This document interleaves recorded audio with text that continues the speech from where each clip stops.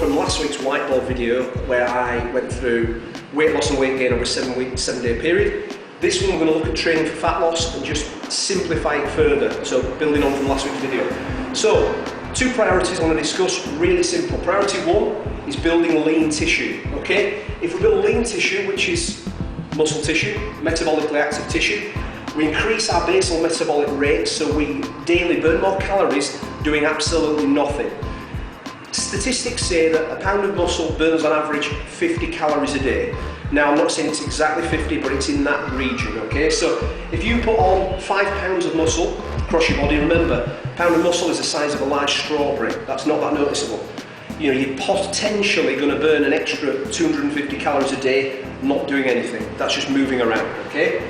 So that's why we want to build lean tissue. Secondly, building lean tissue increases our insulin sensitivity, so we tolerate carbohydrates and sugars far better, okay? We don't tend to store them as fat quite as easily, and we don't sort of respond to carbohydrate ingestion with an overrush of insulin. We tend to secrete the right amount of insulin, so we don't have excess body fat storage. So that's the second reason why we want to build lean tissue when it comes to fat loss, okay?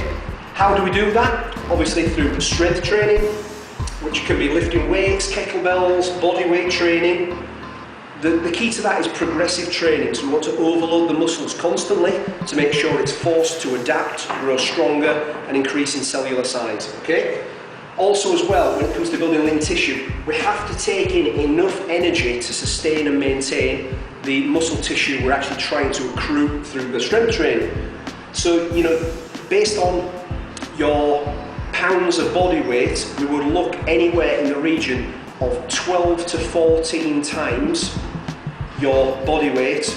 That should be your caloric intake, but sort of maintain your muscle tissue. Okay, so dropping fat, maintaining lean tissue, 12 to 14 times your body weight in pounds. Okay, is a good guideline to start with, okay?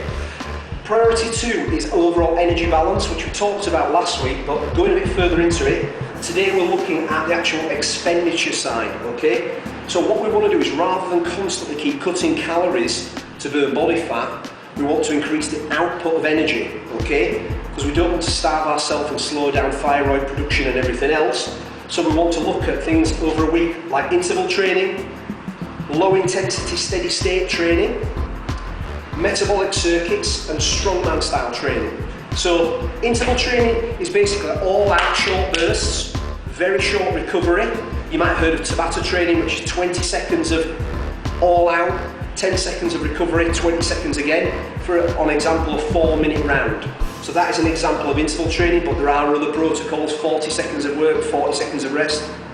That can be changed dramatically based on how you're training and level of fitness. Low intensity steady state, that can be going for a walk outside, walking on a treadmill up a hill, on a bike, on a cross trainer. It's any form of steady state, low intensity cardio, okay?